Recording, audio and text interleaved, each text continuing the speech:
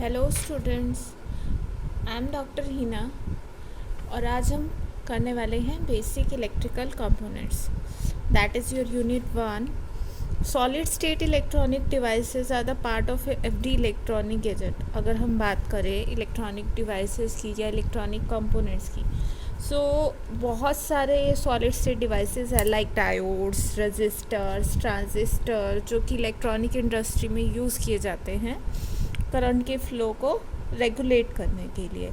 Transistor की अगर हम बात करें, इसे फर्स्ट इन्वेंट किया था 1947 में at Bells lab. This was the first solid state device and ये कमर्शियल यूज़ में आया था after 1960। Transistor was invented in Bells lab in 1947 and in commercial use coming only after 1960. इसके बाद इलेक्ट्रॉनिक इंडस्ट्री बहुत ग्रो करी थी, क्योंकि इससे पहले जो काम होता था वो वैक्यूम ट्यूब से होता था, और वैक्यूम ट्यूब अगर देखा जाए तो साइज़ में बहुत बड़ी होती थी। जैसे आप लोगों ने देखा ही होगा, वैक्यूम ट्यूब्स का एक छोटा सा एग्जांपल है पुराने टेलीविज़न जो हम यूज़ करते थे, पीछे कितनी बड़ी बैक होती थी उसकी। और आजकल के टेलीविज़न देखिए, जो एलईडीज़ या जो दूसरी स्क्रीन है कितनी पतली हो गई है। तो ये सब टेक्नोलॉजी के साथ साथ हुआ है कि आपके जो डिवाइस हैं वो मिनिएचर होते जा रहे हैं। ओके, और बेसिक इलेक्ट्रॉनिक कंपोनेंट उसमें जो यूज़ होता है वो ट्रांजिस्टर, जिसने से रिप्लेस कर दिया था आपके वैक्यूम डायोड कोर। साइज़ में ड्रास्टिक चेंज आया था। पैसिव और एक्टिव सिंबल हम पहले ही मैं आपको लास्ट लेक्चर में बता चुकी हूँ कि एक्टिव डिवाइस क्या होते हैं, पैसिव डिवाइस क्या होते हैं। इलेक्ट्रॉनिक कंपोनेंट करने से पहले कुछ ड्राइंग सिंबल्स है कि इलेक्ट्रॉनिक सर्किट में हम एक्चुअली कैसा है वो आप ड्रॉ नहीं कर सकते, उसकी शेप या जो भी है। There are some drawing symbols which are used in basic electronic component. जब आप सर्किट बनाएंगे किसी भी चीज़ को समझने के लिए, तो उसमें ये सिंबल्स यूज होंगे। First the symbol which we use is earth symbol. This is for earth electron. Second symbol which we use is this. ये सिंबल आप सब पहले पढ़ते आए हैं। This is cell symbol. आप बैटरी को इस तरह एक सिंगल सेल होगा जिसमें इलेक्ट्रोड इलेक्ट्रोलाइट में इमर्स होती है और ये करंट जनरेट करता है। और अगर हम एक बैटरी की बात करें, बैटरी को हम इस तरह रिप्रेजेंट करते हैं, अगर इसमें नंबर ऑफ सेल्स होते हैं। This is a representation of a battery which is containing one or more cell in which chemical energy is converted into electrical energy and use as a source of power. Okay, fine. और ये आपको पता है negative terminal है, ये positive है। This is negative terminal, this is positive terminal. और DC voltage source को अगर आपको रिप्रेजेंट करना है कहीं, तो आप इस तरह रिप्रेजेंट करते हैं। This is DC voltage source, DC voltage source, जिसे आप बैटरी भी कहते हैं। ओके, नेक्स्ट थिंग, अगर हम एसी वोल्टेज सोर्स को रिप्रेजेंट करना चाहें, this is representation for AC voltage source. Okay, next thing या नेक्स्ट सिंबल जो हम अब फ्रीक्वेंट यूज़ करेंगे सर्किट में, दैट इज़ रजिस्टर। रजिस्टर हम पढ़ चुके हैं पहले ही, मैं वीडियो में आपको बता चुकी हूँ कि रजिस्टर क्या होता है। Resistor is a device which having resistance to the passage of current, जो कि करंट को पैसेज पे एक रेजिस्टेंस ऑफर करता है, जिस वजह से क्या होता है, उसका फ्लो रेगुलेट होता है और हमारे जो डिवाइसेस हैं वो डैमेज होने से बच जाते हैं। This is the symbol of register. If you have a variable resistor, this is for fixed register, जिसकी वैल्यू फिक्स्ड हो। This symbol is for variable resistor.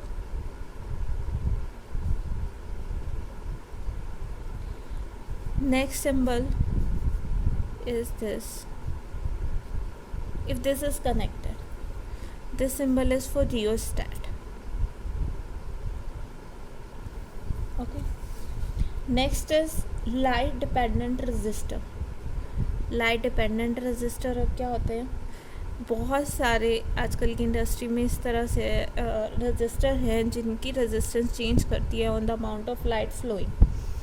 This is LDR, or you can say light dependent resistor. अब ये क्या होते हैं, आप सब लोगों ने इससे पहले सोलर सेल पढ़ा होगा या कहीं ना कहीं अपनी लाइफ में देखा होगा। तो सोलर सेल फोटोवोल्टेइक सेल का ही एक बेसिकली एग्जांपल है। उसमें क्या होता है कि जब उस पर लाइट पड़ती है तो उसमें करंट जनरेट होता है। ओके, करंट कैसे जनरेट होता है? इलेक्ट्रॉन जंप करते हैं आपके valence band to conduction band. Electron jump करते हैं वैलेंस बैंड से कंडक्शन बैंड में और करंट फ्लो होता है, जिस वजह से हम क्या कहते हैं कि आपके सोलर सेल में ही लाइट पड़ी, लाइट रेडिएशन को इसने इलेक्ट्रिकल एनर्जी में कन्वर्ट कर दिया। So light dependent resistor is a kind of thing कि जब लाइट एनर्जी आती है तो उसका रेजिस्टेंस कम हो गया। ऑब्वियसली जब नंबर ऑफ चार्ज कैरियर बढ़ेंगे तो रेजिस्टेंस कम होगा। तो यहाँ हमारा फोकस होता है मेन करंट जनरेट करने में सोलर सेल में, और इन रेजिस्टेंस में हमारा क्या फोकस होता है कि उसका रेजिस्टेंस चेंज होता है with the amount of light falling. Okay, so next symbol if we talk about is capacitor. this is a symbol of capacitor. ध्यान रखना बैटरी में दोनों सेम वैल्यू है। बैटरी में एक छोटा होता है एक बड़ा होता है, और कैपेसिटर में सेम साइज होता है। वैसे मुझे ये बताने की ज़रूरत नहीं है, आप लोग बहुत पहले से पढ़ते आ रहे हैं। This is the symbol for capacitor. A capacitor is a device which is used to store electric charge consisting of one or more pair of conductors separated by an insulator. दो सबसे बेसिक एग्जांपल है parallel plate capacitor. दो sides होती हैं जिसके बीच में क्या space होता है? इंसुलेटर फिल होता है। ओके, सो नेक्स्ट सिंबल जो हम करने वाले हैं डाटा एंटीना। एंटीना को अगर आपको रिप्रेजेंट करना है, this is a symbol for that antenna. Inductor को रिप्रेजेंट करना है, this is symbol for inductor. Inductor क्या होता है? Inductor is basically a coil which saves energy in the form of magnetic field. This save energy in form of magnetic field.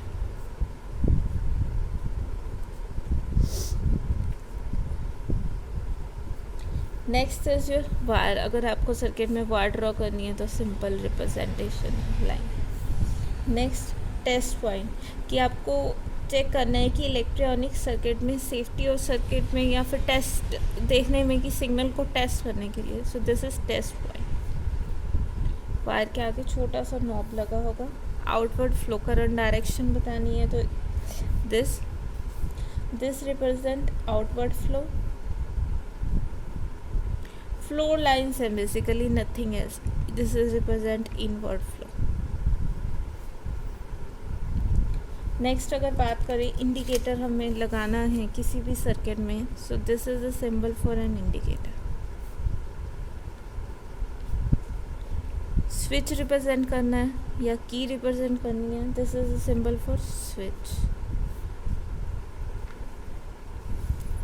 Okay, यहाँ पे switch है हमारा of state में, और switch on कब होगा? जब ये की कनेक्ट हो जाएगी आपस में दोनों. This is on switch. To way switch क्या होता है? Like this. This is example of to way switch.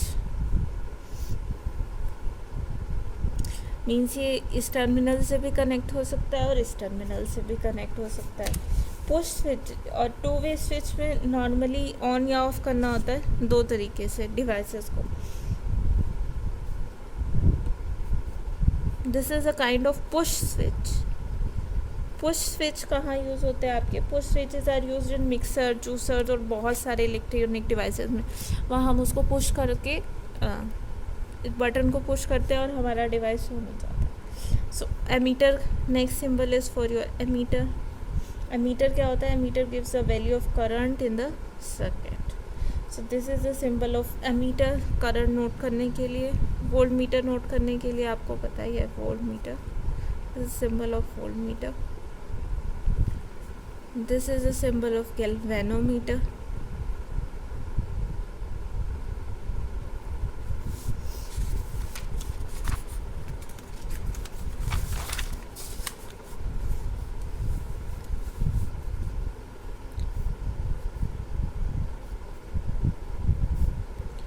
Light bulb.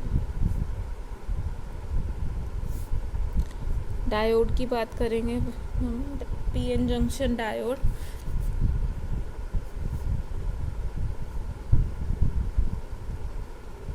आप इन सिंबल से फेमिलियर होंगे पहले ही, बट क्योंकि हम इलेक्ट्रॉनिक कंपोनेंट्स कर रहे हैं सो इसीलिए मैं जस्ट रिकॉल करा रही हूँ कि इन फ्यूचर हम ये सिंबल जो भी आपके कंपोनेंट है उनको इन सिंबल से डील करेंगे। This is symbol for transistors.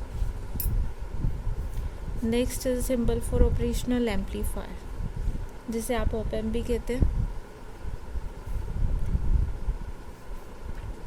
This is symbol for operational amplifier. Next, ये किसका सिंबल होता है? ट्रांसफार्मर।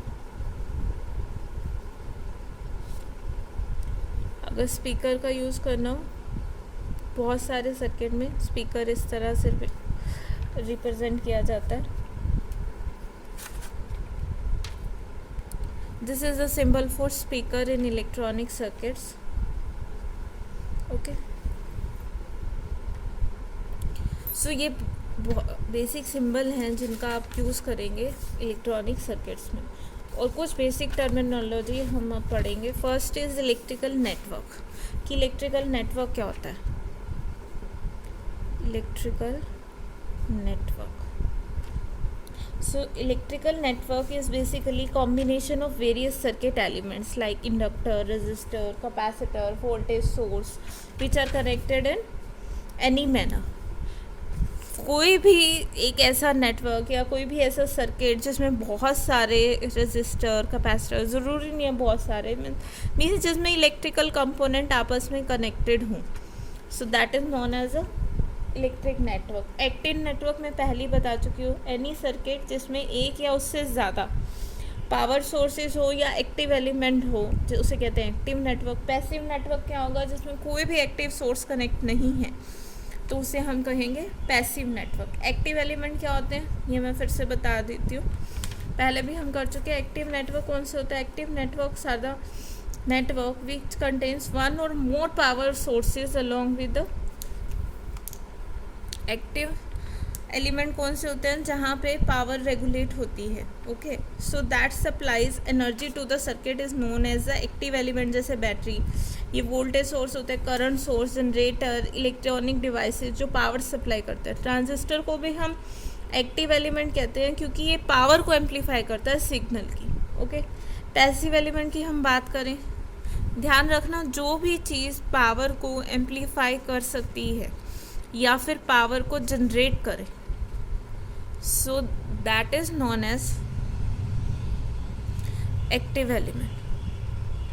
पैसिव एलिमेंट क्या होंगे? पैसिव एलिमेंट वो होंगे कि आपके जो पावर को जनरेट नहीं कर सकते, जिसमें अगर हम एनर्जी देंगे सो एनर्जी लेंगे और दूसरे उसको कन्वर्ट कर देंगे या तो हीट की फॉर्म में या फिर उसको स्टोर कर लेंगे।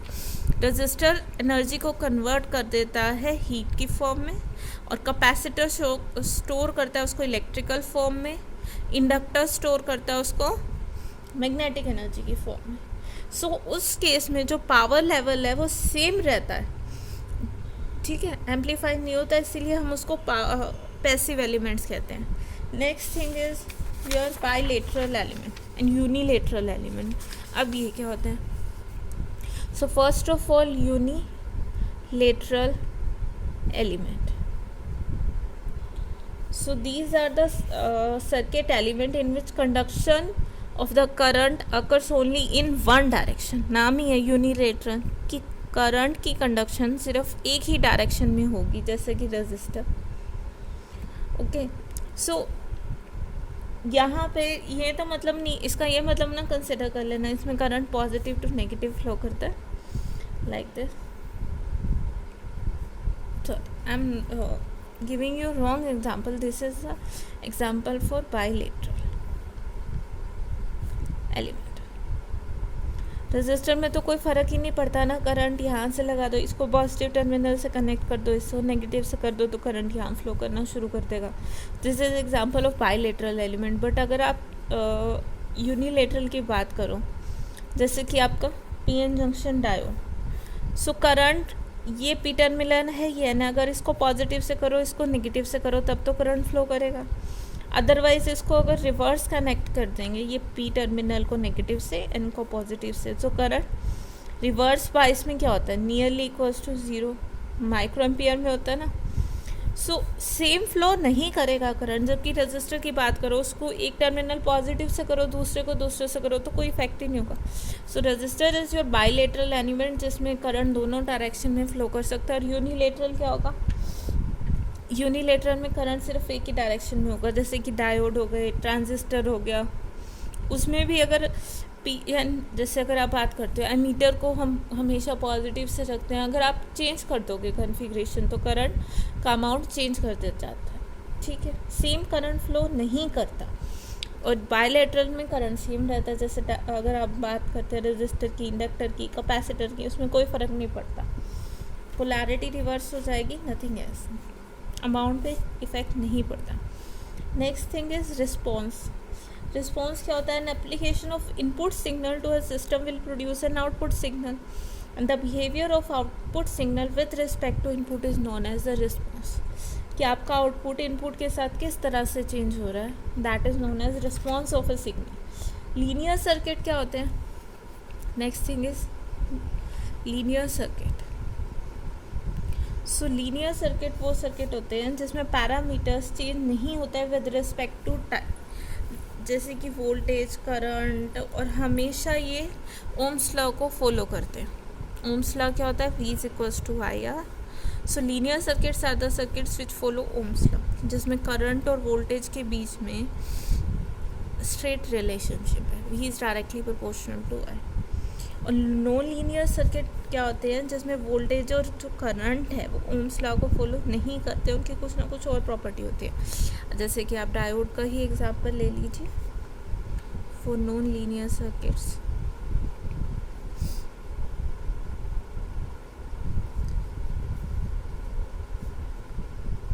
This is example VI। So resistance इस तरह रहेगा आपका। सो यहाँ देखिए कोई डायरेक्ट रिलेशनशिप नहीं है, रादर इसमें जो रिलेशन होता है I is equals to I naught into e raised power V over eta VT minus 1। This is the relationship, ये कहीं से भी लीनियर रिलेशनशिप नहीं है, ओके। सो जो सर्किट एलिमेंट है हमने उसकी टाइप कर लिए। नेक्स्ट थिंग इज जो इलेक्ट्रिकल कंपोनेंट में यूज़ हो गई, नेक्स्ट टर्म इज ब्रांच। कि सर्किट में हम ब्रांच कैसे करेंगे, branch represent a single element such as a voltage source or a resistor. A branch represent any two terminal element, कोई भी दो टू टर्मिनल एलिमेंट को हम क्या बोलेंगे, ब्रांच। फॉर एग्जांपल ये हमने एक सर्किट ड्रॉ किया, okay. So this is a branch,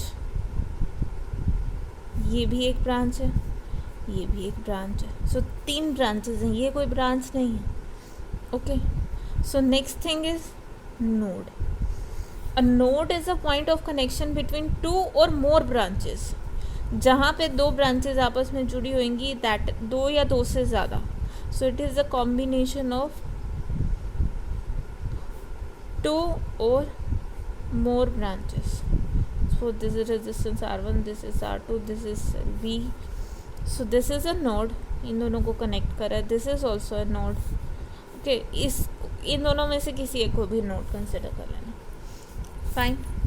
suppose कीजिए यहाँ पे ये फर्दर किसी इस तरह से कनेक्ट होता, this is resistance R3, resistance R4, so this is also a branch and this is a node. Next thing is loop. A loop is a close path formed by starting A node, किसी भी node से शुरू होगा और इस तरह से close path, this is known as a loop. Next is series element, two or more element which are connected in series या फिर सीक्वेंस में लगे हों कि दोनों का एक ही टर्मिनल आपस में जुड़ा हो, that are known as series element.